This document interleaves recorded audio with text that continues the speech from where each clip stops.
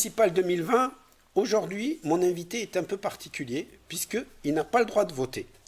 Bonjour Nabil Edar. Bonjour. Alors, vous avez 17 ans et vous représentez un collectif qui s'appelle les Jeunes Landais Landaises. Expliquez-nous.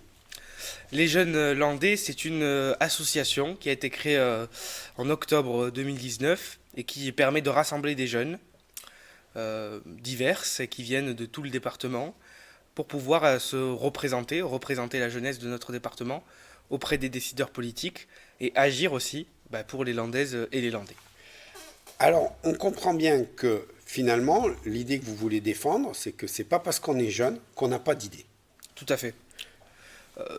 C'est pas parce qu'on est jeune qu'on n'a pas d'idées, c'est pas pour ça que les décideurs politiques ne devraient pas nous écouter. Donc on fait passer un message à travers cette association.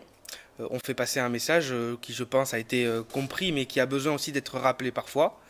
Donc on explique qui on est, qu'est-ce qu'on veut pour nos communes, et donc c'est pour ça que c'est très important pour nous d'être là sur la question des élections municipales, parce que c'est pour 6 ans que les gens voteront pour une nouvelle équipe municipale, et que c'est très très très important pour notre avenir.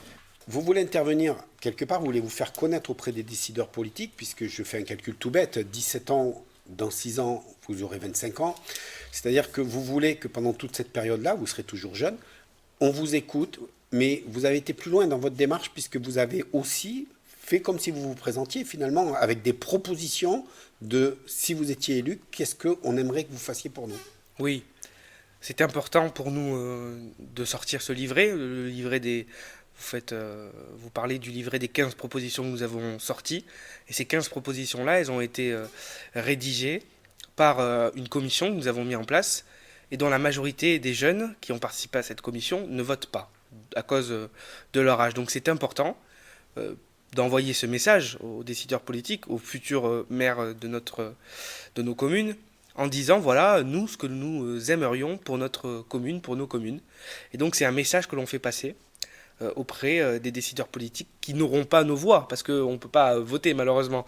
Mais c'est quand même un geste démocratique fort qu'on peut même comparer au vote, parce que c'est participer à ce scrutin, c'est participer à la démocratie de nos communes. Aujourd'hui, vous avez entamé une démarche auprès des candidats. Comment vous intervenez justement pour essayer de vous faire entendre? On contacte les candidats ou on est contacté. Généralement, on préfère être contacté que les contacter. Mais on va à la rencontre des candidats et inversement, ils vont à notre rencontre. On discute de la commune en question parce que c'est important de discuter de la commune en question. J'étais à Dax tout à l'heure, donc j'ai pu rencontrer Elisabeth Bonjean par exemple, mais on rencontre différents candidats et on expose notre vision, eux exposent la leur et puis après on fait un constat. Est-ce qu'on a les mêmes idées et si on les a pas, c'est pas grave parce qu'on peut toujours trouver un consensus démocratique sur certaines idées. Donc nous, on a cette particularité de discuter avec tout le monde. Donc on discute avec eux, et puis eux regardent nos propositions, et nos adhérents, chacune dans les communes, s'organisent, et nous mettons en place un vote, et les adhérents votent pour leur candidat préféré. C'est une manière aussi de dire que la jeunesse qui ne vote pas, eh bien, elle a fait son choix. Et c'est aussi peut-être une manière de dire que voilà, c'est le choix des jeunes qui ne votent pas. Et ce choix doit peut-être, en tout cas j'espère, influencer la population et les plus jeunes, enfin en tout cas les plus vieux, pardon, qui votent. Alors comment justement pour influencer la population, on va être au courant de ce vote? Vous allez le diffuser quelque part? On Comment on le va faire? diffuse sur notre page Facebook. On le diffuse sur notre page Facebook. Ça fait l'objet, c'est l'objet d'une photo que l'on fait avec le candidat ou que l'adhérent fait avec le candidat, et on officialise ce soutien comme ça. On peut l'officialiser sous différentes formes. Nous avons aussi un site internet où on actualise les soutiens. Mais on essaye, bon nous on est un petit peu des jeunes donc on est un petit peu sur la technologie, donc on le met de façon numérique. D'accord.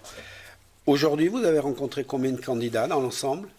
On a rencontré, je crois, moins de 10 candidats. C'est ça que je trouve assez dommage.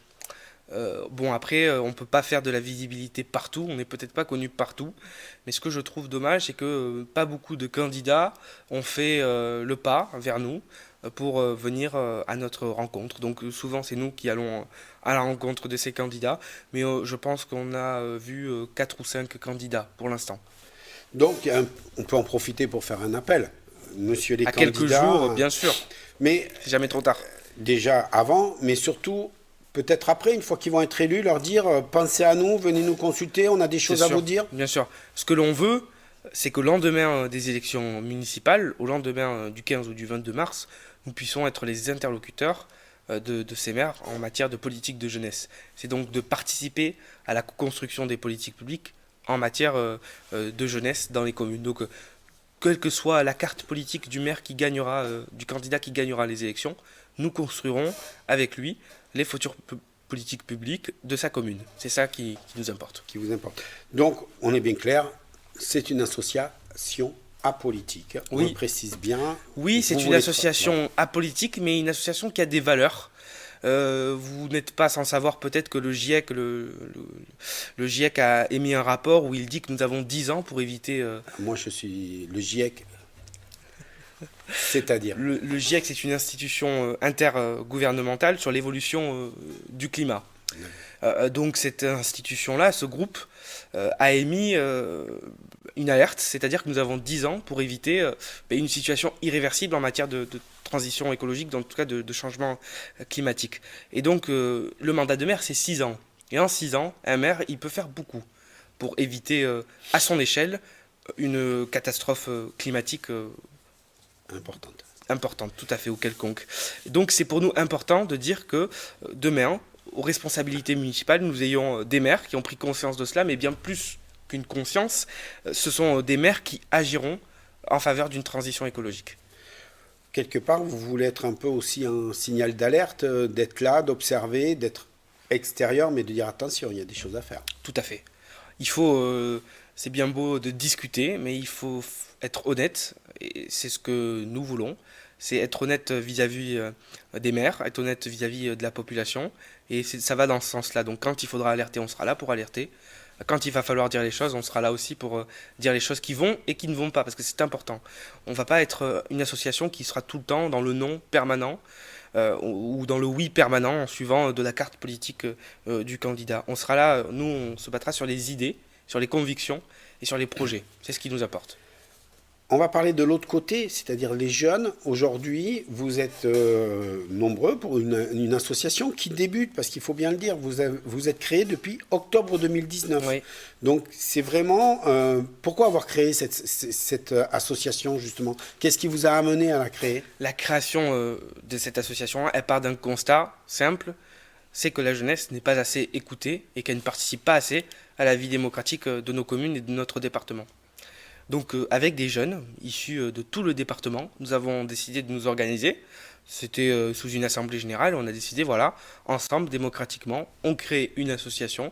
Elle s'appellera Les Jeunes Landais, elle aura pour telle et telle valeur, et elle fera telle ou telle action.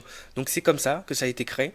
On a aussi discuté avec des parents d'élèves, discuté avec des professeurs de l'éducation nationale, discuté avec des élus aussi, et on a consulté.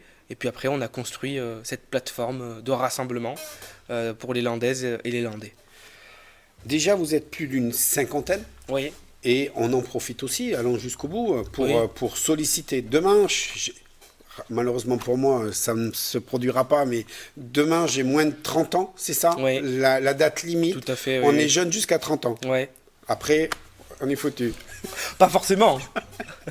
Non, ça va.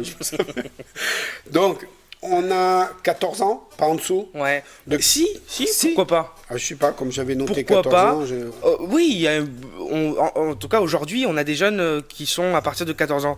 Mais demain, si un jeune de 12 ans ou un jeune de 13 ans, il veut venir dans cette association-là, on lui dira pas non. Et tant Voilà. mieux. Donc à partir de 12-14 Ouais, ans oui. jusqu'à 30 ans, là par contre 30 ans c'est fermé définitif. Hein. Non, pourquoi pas. Je suis intéressé, je vous contacte, site internet, comment je vous contacte pour dire je veux jouer lesjeuneslandais.fr. Voilà, lesjeuneslandais.fr et sur nos réseaux sociaux aussi, on est présent sur Facebook, Instagram, Twitter, Ouais, on est un ça, petit peu partout. Je donc, ne me fais pas de ouais. doute que ça vous maîtrisez mieux que moi. Ouais. Alors, on a bien compris, vous voulez dire on est là, on va vous aider, on est là pour vous dire ce qu'on attend, comme on aimerait que vous fassiez pour nous, mais vous ne vous arrêtez pas à parler. il y a un mot que vous voulez Ouais. incorporer dans votre structure, c'est agir. Expliquez-nous. Oui, c'est pas seulement être dans les valeurs et les idées, c'est aussi mettre en place ces idées. Donc on essaye, à notre échelle bien sûr, de pouvoir mettre en place des actions. Il y aura à la rentrée scolaire, vers septembre ou octobre, un tournoi sportif que nous allons organiser dans les Landes. Ce tournoi sera centré sur la lutte sur le handicap. Donc nous allons sensibiliser les jeunes qui vont participer à ce tournoi sur le handicap. Préparons aussi d'autres événements. On prépare un festival, par exemple, des talents des jeunes landais, mais aussi on est surtout sur l'action citoyenne.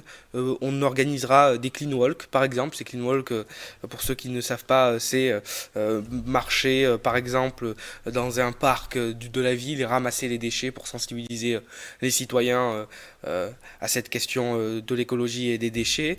Voilà, on est dans des actions comme ça, qui peuvent être vastes, mais nos adhérents nous soumettent des idées et nous faisons en fonction de votes et des décisions qui sont prises par notre association.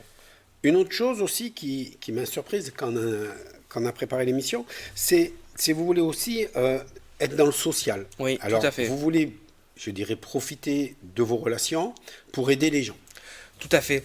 Ce ne sont pas des relations, c'est qu'un jeune, par exemple, quand il a un problème avec son employeur, par exemple, ou quand il a un problème social, eh ben, il est souvent seul, ce jeune.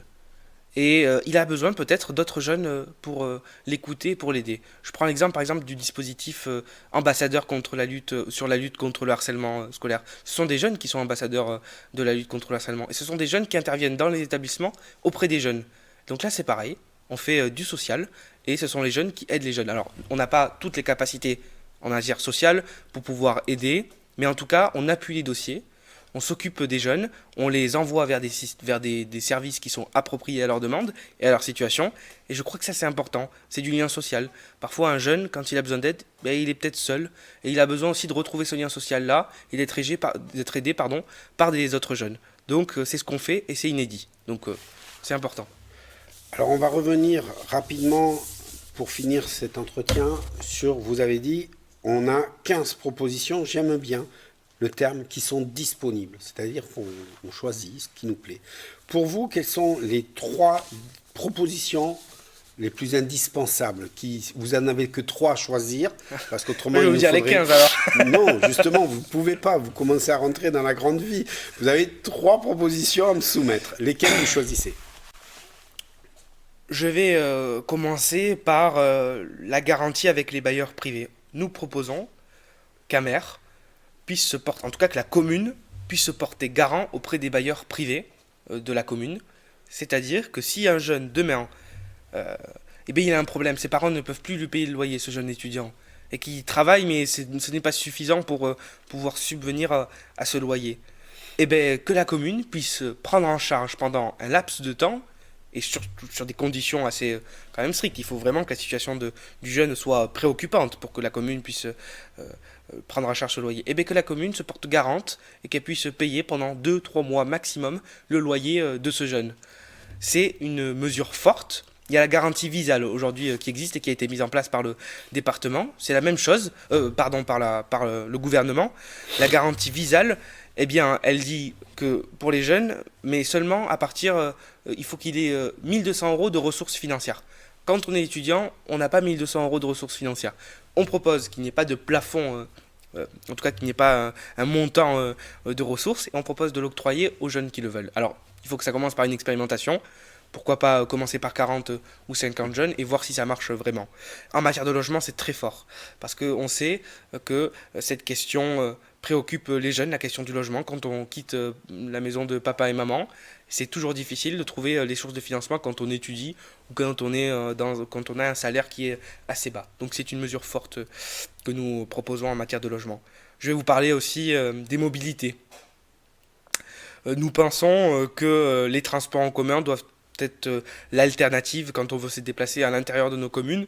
Et pour ce fait, nous proposons la gratuité des transports en commun Nous, en tant qu'association de jeunes, nous la demandons pour les jeunes, mais je pense qu'il faut aller pour toute la population, mettre en place cette gratuité des transports en commun. Elle permettra aux gens qui n'ont pas un grand revenu de pouvoir se déplacer librement.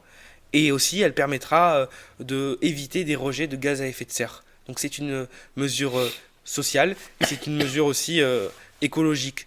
Il y a une expérimentation qui a lieu à Dax, et ça marche. Donc c'est la preuve que ça peut marcher. Et vous avez par exemple à Dax 2 listes qui proposent la gratuité des transports en commun, et c'est très très très intéressant. La gratuité des transports en commun, elle répond à une préoccupation de toute la population, celle sociale et celle écologique. Je peux encore vous parler. Qu'est-ce que je peux vous parler? Je pourrais vous parler de nos petits landais. De faire en sorte que nos petits landais dans les écoles puissent bénéficier du circuit court et de produits bio, par exemple. Donc c'est une idée forte de mettre en relation, par exemple, les agriculteurs locaux et les écoles. Et pourquoi pas aussi faire de la pédagogie aussi sur les aliments. Voilà, tel fruit ou tel légume pousse à tel temps, il faut le consommer de préférence à telle période. Donc c'est aussi faire de la pédagogie sur l'écologie, c'est instruire dès le jeune âge, nos petits landais à la question écologique et pour adopter en fait un comportement écologique, écolo-responsable. C'est bien. Je dirais que vous finissiez votre phrase. C'est la conclusion.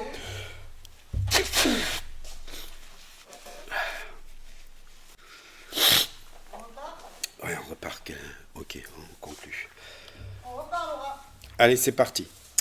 Alors, voilà, c'était Nabil Edar qui vous propose qu'on écoute les jeunes. Il vous a expliqué 3 mesures, il y en a 15. C'est un premier jet de tout ce qu'ils peuvent vous apporter, de ce qu'ils veulent apporter. Donc, la voix des jeunes, aujourd'hui, c'est les jeunes landais. Merci d'avoir pris le temps de venir nous voir. Merci à vous. Et puis, vous ne pouvez pas voter pour lui, mais vous pouvez quand même inciter les candidats à les recevoir. Bientôt peut-être.